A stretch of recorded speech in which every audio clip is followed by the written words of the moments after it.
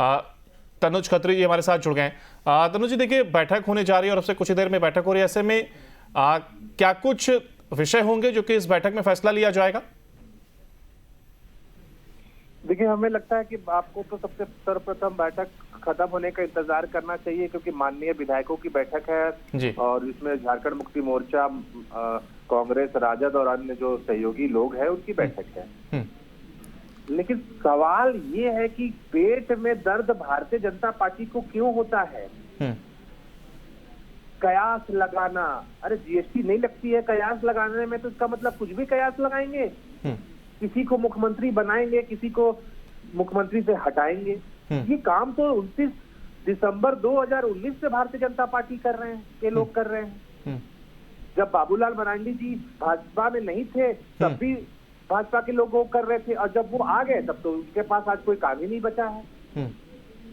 पत्र लिखना और कयास लगाना कि हम दुमका चुनाव के बाद गिरा देंगे, हम बेरमो चुनाव के बाद गिरा देंगे, हम मधुपुर चुनाव के बाद गिरा देंगे, हम खरमास के बाद गिरा देंगे, होली के बाद गिरा देंगे, दिवाली ईद के बाद गिरा देंगे। तो ये सरासर जो हमारा विपक्ष है, भारतीय जनता पार्टी, उसके पास कोई मुद्दा नहीं बचा है। तो विपक्ष से तनुज जी, हमारे साथ विपक्ष से भी प्रदीप सिन्हा हमारे साथ जुड़ गए हैं। और प्रदीप जी, देखिए ये कहा जा रहा है कि अगर बैठक हो रही है तो उसमें आखिर बीजेपी के पेट पे दर्द आखिर क्यों हो रहा है, ये सवाल उठ रहा है।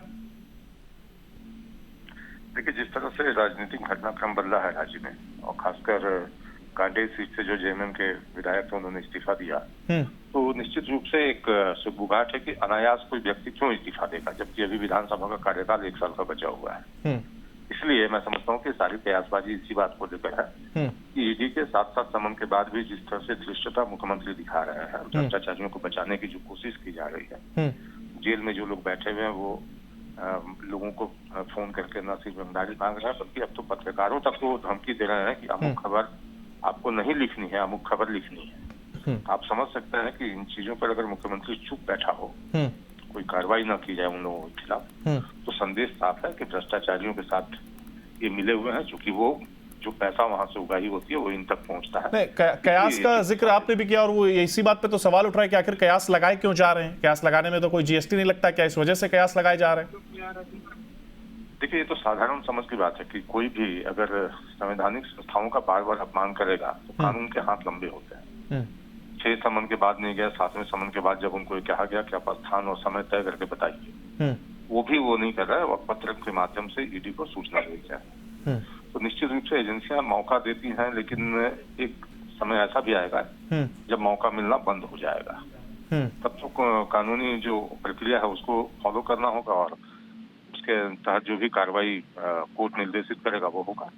इसलिए बहुत छटपटाने की आवश्यकता नहीं है, होना वही है जो कानून सम्मत होगा वही। चलिए, लगातार तनुज भी हमारे साथ बने हुए हैं। तनुज जी, देखिए कानूनी प्रक्रिया है वो तो कह रहे हैं, और अगर कोई हलचल हो रही है तो कयास तो फिर लगाए जाएंगे ना, अगर कोई कदम उठाया जा रहा है तो वो तो फिर सामने आएगा ही।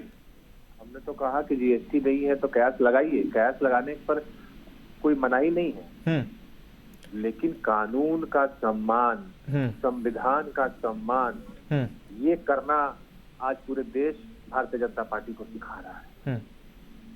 नहीं, और हम वो सम्मान करेंगे, आगे भी करेंगे, अब इसके पहले भी किया। तो इसको लेकिन चुनी हुई सरकारों को, चुने हुए मुख्यमंत्रियों को, चुने हुए विधायकों को कौन खरीद फरोख्त करने की बात करता है पूरे देश के अंदर में? छगन भुजबल जिस पर ईडी का केस होता है, वो केस वापस हो जाता है अजीत पवार पर भी, हेमंता विश्व शर्मा पर भी। तब कहाँ जाता है ये कानून, तब कहाँ जाता है ये संविधान के पन्ने? चलिए, प्रदीप सिन्हा पर आपने जो सवाल उठाया मैं इसका जवाब लूंगा, लेकिन मैं आपसे भी समझना चाह रहा हूं कि अगर कानूनी प्रक्रिया का आप सपोर्ट करते हैं तो आखिर फिर पहले 1 बार समन आता है, 2 बार समन आता है, फिर 6 बार समन आता है, 7वीं बार आया और अब जाकर के उनके सामने ईडी के सामने पेश होंगे सीएम सोरेन। वहीं अब जब पेश होने जा रहे हैं, मैं इस पे नहीं कह रहा कि आप पहली बार में क्यों नहीं चले गए, ठीक है, वो आपकी अपनी मर्जी, आप 7वीं बार में जा रहे हैं, लेकिन इसके जाने से पहले जिस तरीके से विधायक दल सीट खाली कराना, फिर उसके बाद महागठबंधन की बैठक का होना, तो क्या किसी प्रकार का की तैयारी या कोई आप ये चाह रहे हैं कि रणनीति पूरी तरीके से तैयार कर ली जाए? क्या किसी प्रकार का कोई डर है क्या कि ईडी सीएम सोरेन को गिरफ्तार ना कर ले? देखिए, आज डर सिर्फ एक ही चीज से है, वो है लोकतंत्र की हत्या होने से, चुनी हुई सरकारों को अधपस्त करने से। और जो आप बोल रहे हैं कि ईडी का समन, ईडी के पास मुख्यमंत्री गए थे, प्रस्तुत हुए थे, 9 घंटे तक पूछताछ की थी, सभी चीजों को बताने का काम किया था। और उसके बाद जो पत्र के माध्यम, ईडी तो पत्र लिखता है ना, समन तो पत्र में आते हैं ना, तो वो पत्र के माध्यम से भी सभी वार्तालाप हुआ है। कल तक वो वार्तालाप हुआ है पत्र के माध्यम से। तो सभी जानकारियां जब किसी ने दे दिया है, आप एक 3.25 करोड़ जनता ने जिसको चुना है, जो राज्य के को संभाल के चलाने का काम कर रहे हैं, आप केंद्र का सहयोग जो नहीं मिलता है, उसके बावजूद आप पीएम आवास छीन लिया तो हमने अब वो आवास देने का काम किया। आप उसको हिलाने के लिए, डुलाने की का असफल प्रयास मात्र कर रहे हैं। इससे हम ना घबराने वाले हैं ना हम डरने वाले हैं। और जहां तक रणनीति की बात है, तो राजनीति और रणनीति तो साथ साथ चलती है। नहीं, एक तरफ आप कह रहे हैं कि आपको प्रशासन के ऊपर पूरा भरोसा है और आप कानूनी प्रक्रिया पर पूरा विश्वास भी रखते हैं, तो वहीं फिर आपको ऐसा क्यों लगता है कि ईडी बीजेपी के द्वारा संचालित है और इनके द्वारा डराने का काम किया जा रहा है? तो आज पूरे देश में क्या हो रहा है आप देखिए ना, मैंने तो गिनाया ना कि छगन भुजबल पर केस वापस हो जाता है, अजित पवार पर केस वापस हो जाता है, हेमंता विश्व शर्मा पर कार्रवाई रुक जाती है, बंगाल के जो भारतीय जनता पार्टी के नेता हैं जो दूसरे दल से शामिल होते हैं उन पर कार्रवाई रुक जाती है। कई एक उदाहरण है, लंबी फहरिस्त है। तो बीजेपी के साथ साथ फिर आपको खुल के भी तो कहना पड़ेगा ना कि आपको फिर कानूनी प्रक्रिया पर भी उतना विश्वास नहीं होना चाहिए, अगर इस बात की श्योरिटी है।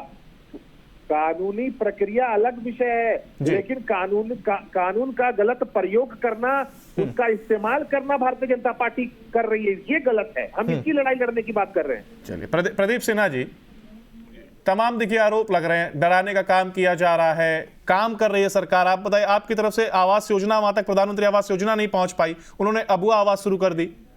इनको चिंता दूसरे बात की है, अगर धनबाद में डॉक्टर्स को, व्यापारियों को धमकी दी जाए और मजबूर होकर वो सड़क पर उतर जाए आंदोलन करने के लिए, तो ये उनके लिए चिंता का विषय नहीं है। वहाँ के लॉ एंड ऑर्डर जो है भाग्य भरोसे हो। बिरसा मुंडा केंद्रीय कारा से अपराधी जो बंद है अंदर में, वो खुले आम लोगों को धमकी दें, ये इनके लिए चिंता का विषय नहीं है। किस तरह से लोगों को बचाया जाए, चिंता ये है इनके। चलिए, यहाँ तक इन्होंने कहा कि छगन भुजबल और अन्य पर केस वापस लीजिएगा। मैं समझता हूँ कि चैनल पर बैठ के झूठ नहीं बोलना चाहिए। केस किसी के खिलाफ वापस नहीं हुआ। मैं चैलेंज करता हूँ उनको कि कोई कागज दिखा दे या कोई ऑर्डर दिखा दे कि चैनल किसी का केस अगर वापस ले लिया गया, प्रक्रिया के तहत केस चल रही है सबके खिलाफ, किसी के खिलाफ केस वापस नहीं लिया गया है और एक न एक दिन उस पर भी निर्णय आएगा। और जहां तक प्रश्न है कि ये जिस तरह से ये चाहते हैं वैसा नहीं होगा और जैसे ईडी चाहेगी उस तरह से चीजें चलेगी। चलिए, आपने छगन भुजबल पर भी बात रखी है। तनुज खत्री जी, देखिए छगन भुजबल पर तो बात आ गई, लेकिन जिस तरीके से पत्रकार को धमकाने का काम किया जा रहा है और लॉ एंड ऑर्डर जिस तरीके से बिगड़ा हुआ नजर आ रहा है, इस पर क्या कुछ कहेंगे?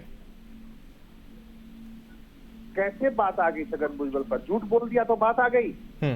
आप निकालिए उनको अपने दल से, क्यों मंत्री बना करके रखा हुआ है? अगर आरोपी है तो, अगर आरोपी है तो आपने मंत्री बना करके क्यों रखा हुआ है?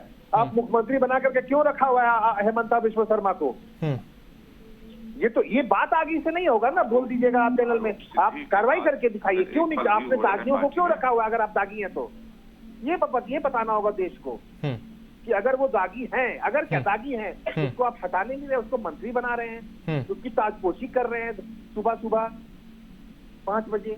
ये कैसी बदौरा चरित्र है? नहीं, इस पर प्रदीप सिन्हा जी शायद मैं उनके पास जाऊंगा तो जवाब देंगे, लेकिन आपराधिक घटनाओं पर आप क्या कहेंगे? जिस तरीके से पत्रकारों को धमकाने का काम किया जा रहा है, ये भी सवाल उठ रहा है। नहीं, उस पर कार्रवाई होगी, उसको बर्दाश्त नहीं किया जाएगा। पत्रकारों पर, अगर पत्रकारों को कोई भी अगर कुछ बोलने की हिम्मत करेगा तो उसको बर्दाश्त नहीं करने के काम करेगी हमारी सरकार। सब लोग उसको एक स्वर में उसका विरोध किया, कहां हम पीछे हट रहे हैं उससे? प्रदीप सिन्हा जी। जी, सिर्फ निंदा कर देने भर से अगर काम चल जाता तो मैं समझता हूँ कि आज जो तांडव मचा रहे हैं अपराधी अपने अपने दिल में घुस गए होते। लेकिन उनका मनोबल तब बढ़ता है जब कार्रवाई नहीं होती है। सिर्फ निंदा कर देने मात्र से सरकार की काम कर्तव्य की तीसरी नहीं हो जाती है। ये लगातार हो रहा है, कोई पहली बार नहीं हुआ कि पहली बार अंतिम बार हो गया। धनबाद में क्या हुआ, व्यापारियों को मजबूर होकर सड़क पर बैठना पड़ा, आंदोलन करना पड़ा। उसके बाद भी प्रशासन ने जो आश्वासन दिया वो पूरे नहीं हुए। अब डॉक्टर्स आंदोलन के राह पर है।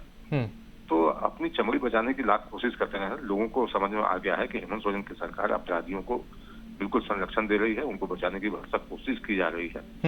और जहां तक प्रश्न है कि जो लोग आप कह रहे हैं कि अमुक अमुक को बचा लिया गया, मैं तो आपके चैनल के माध्यम से उनको कह रहा हूँ कि किसी के खिलाफ अगर केस खारिज करने की कोई कागजी जानकारी उनके पास है तो वो पेश कर दें आपके चैनल के माध्यम से।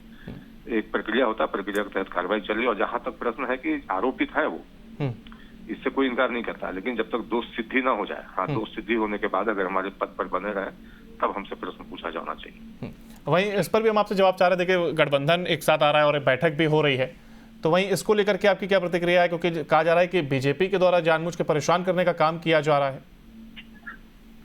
देखिए, तो आप भी समझते होंगे कि मुख्यमंत्री जो है अपने आप को जिस तरह से घिरा हुआ पा रहे हैं, ईडी के प्रश्नों का जवाब नहीं दे पा रहा है, वो ना वो सामना करने की हिम्मत जुटा पा रहा है। एक कोशिश कर रहे हैं वो कि गठबंधन के सहयोगियों को हम अपने पीछे खड़े कर एक ताकत अर्जित करें।